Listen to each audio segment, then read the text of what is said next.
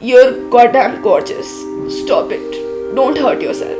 Please don't. All those people who have said this to anyone, as a matter of fact, not just me. I want God to give you everything you want and I want you to be happy. But I don't want God to give you the pain I went through because it is very, very painful.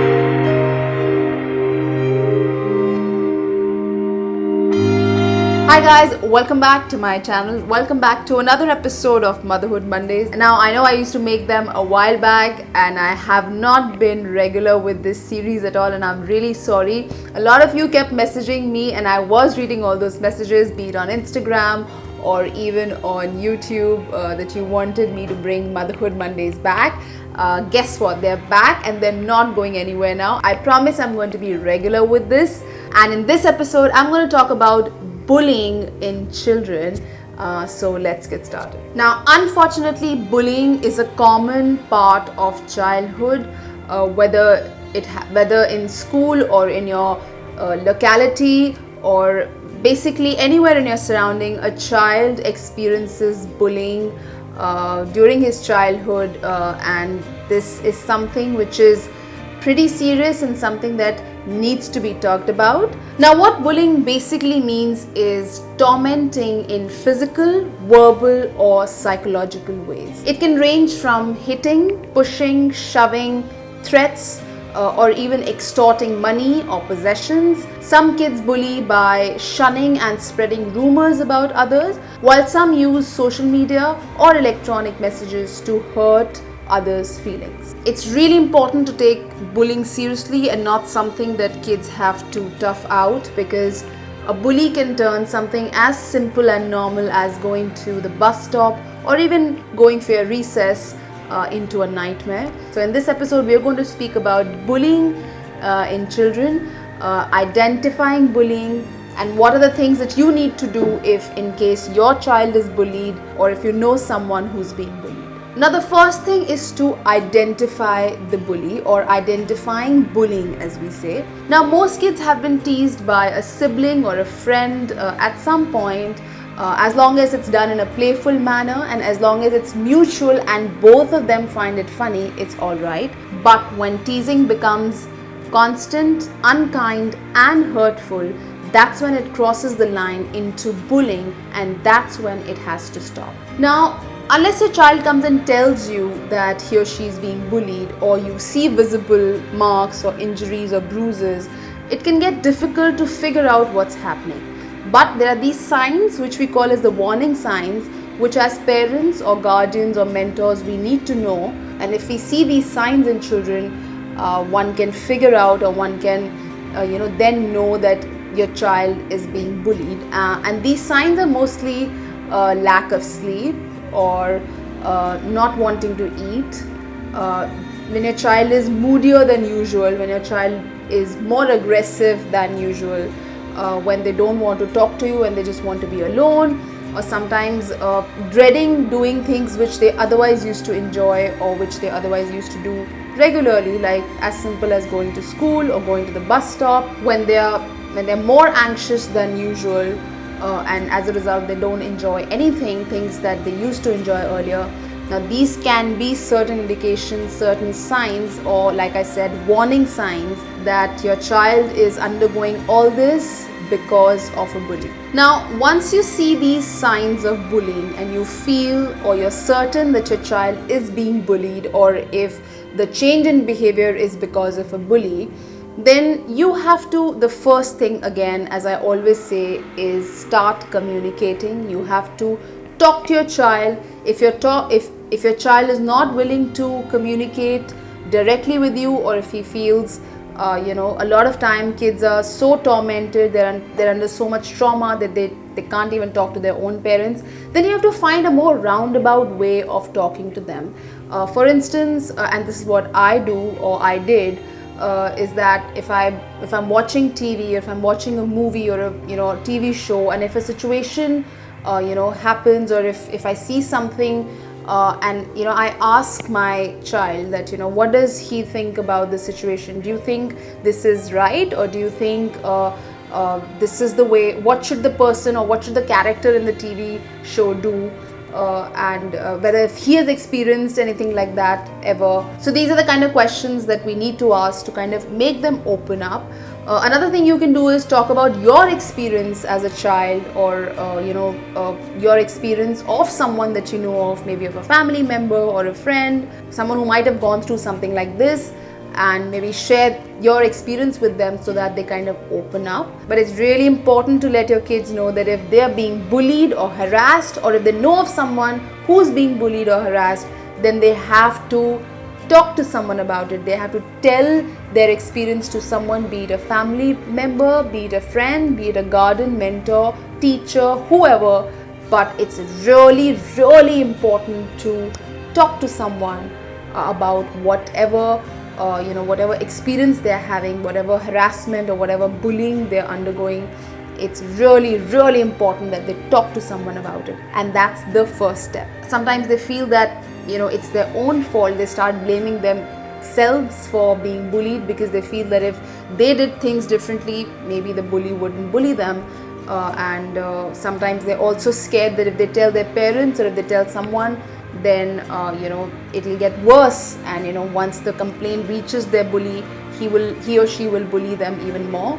So these are the kind of reasons, or these are the usual thoughts that a child undergoes, and that's what stops him or her to talk to his parents or anyone about it. But again, the first important thing is that you talk to your child to open up, because unless that happens, that is the first step. You can't do anything unless the child tells you what exactly he or she is going through. So communication is really, really important in this case. Now, once your child opens up, first of all, what you have to do is praise your child for kind of opening up to you, or for talking to you about this, because once you do that your child will have more confidence that he's doing the right thing. And the next thing you have to do is that you have to reassure it to your child that the bullying will stop, and that it's not a problem that there's no solution to. Another thing you have to do is that you have to remind them that everyone, including yourself, gets bullied at some point or the other. So it's not something that's only happening to them. And once you give this kind of comfort and reassurance to your child, also tell them that you will figure out a way to find a solution to it.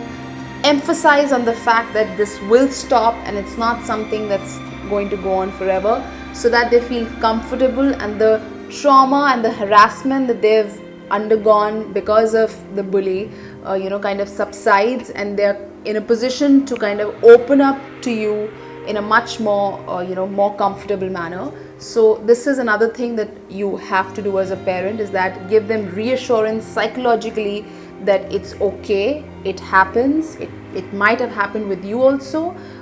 Like I said, you have to give instances from your own childhood, or that about someone that you know of, and then give them a reassurance again, and emphasize on the fact that this will stop, and together you both can do something about it. Now, there are a lot of things that as parents we can do. As far as bullying is concerned, we can talk to the school, we can talk to the teachers, we can talk to your kids' friends. But the most important thing that you have to do as a parent is prepare your own child. While external factors, you only have limited control on it. You can talk to the bully if you identify the bully, if your child tells you that he or she has been bullying me, or you can talk to the school. A lot of schools have anti-bullying policies. You can talk to the principal. A lot of things you can do externally, but the most important thing that you have to do as a parent is prepare your child as to how to deal with it. Now, I'm going to give you some strategies that you can definitely discuss with your kid, so that next time if something like this happens, or if he knows that this kind of thing is happening with someone, he can share it with him. The first thing you have to tell your child is to avoid the bully. Do not be friends with anyone who's been bullying you, because a lot of time what happens is your friends tend to tease you, and then that teasing kind of it kind of graduates into bullying, and you don't realize it as a child because you feel that he is my friend. How is it how is it that he's a bully? Because he's been my friend. But what he's doing to you constantly is affecting you so hard, and that is in fact bullying. So even if it's your friend, you have to tell your child that even if it's his friend, he has to stay away from that friend. He has to make better friends and completely abandon your bully, whether it's in school or in your locality or in your family or wherever you are. If a person is making you uncomfortable, is passing remarks unnecessarily, or is bullying you in any way, in any of the ways that I discussed in the beginning of the video, your child has to completely abandon and stay away from that bully. That's the first step. The second thing you have to teach your child is how to hold the anger. Now, what bullies thrive on is your reaction. If you're going to cry, if you're going to get angry, if you're going to get red with embarrassment, that's what they're looking for. And if you don't give them that, the bully, it's like you're bullying the bully without doing anything. So the bully will get frustrated, and that's what you have to teach your child, that you don't have to give any reaction. You have to hold your anger. A lot of exercises are there in which you can teach your child how to hold their anger. There's cool down techniques, there's counting till 10. I tell my child to remember the good things or an experience that he's had, so that he's busy thinking that and he completely ignores the person in front of him if he's talking bullshit. Yes, the word is bullshit. Completely ignoring. One thing you have to do is stay away from your bully, and the other is, if you encounter someone who's constantly irritating you or saying bad things, you have to completely ignore that person and you have to hold your anger. Don't give them any reaction, because that's what bullies thrive on. Like I said, by acting uninterested or disinterested, you've proven it to your bully that you're not at all, neither are you affected or nor are you interested. So the chances are that the bully will get bored and walk away, because he or she is not able to bring out any reaction from you. That's really, really important. But then of course it takes a lot of time to teach a child this technique, but trust me, once he or she learns this, it's really going to help him even in the long run, how to not let other people's reactions or remarks affect you. But you have to teach them some deep breathing exercises, or like I said, just concentrating on yourself or something that's pleasant, a pleasant memory, so that they completely ignore the person who's giving them unpleasant words or memories, and they're in their own blissful world. I want you guys to meet Maanya. Now Maanya lives in my building, and one day she just she came to me and she called me and she said, I live in your building and I want to talk to you about something that's really that has been bothering me, and that's something that's really I'm very emotional about it. And I of course invited her in my house, and she ended up telling me her story, or her bullying story, of how she was bullied in school and how it affected her emotionally, physically, mentally, and what all she went through.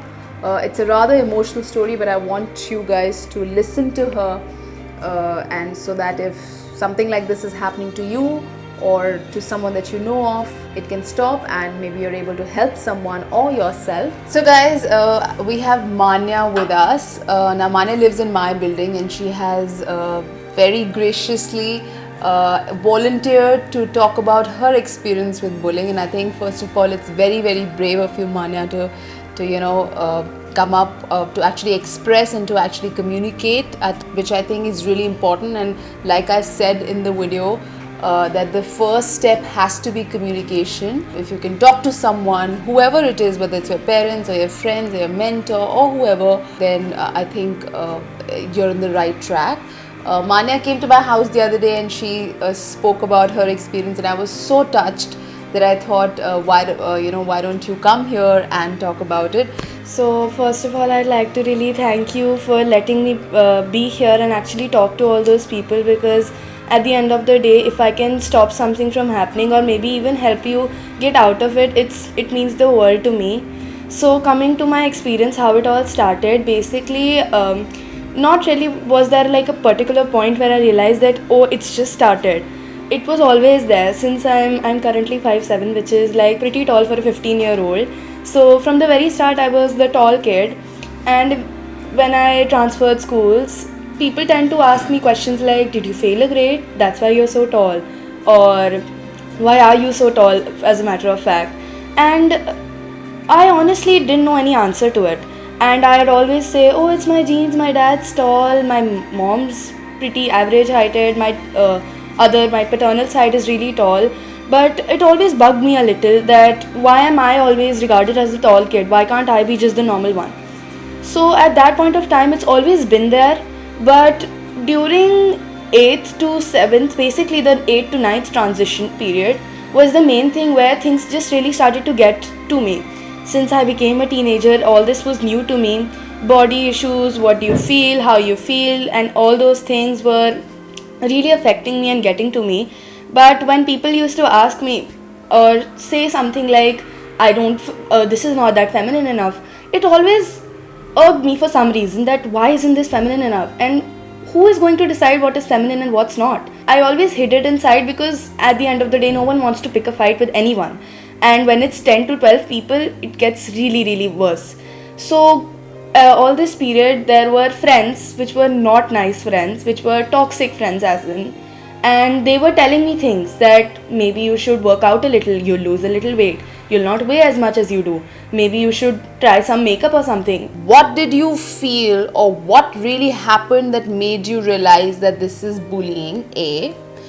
And what went through you when you realized that, I'm being, like you said, body shamed, or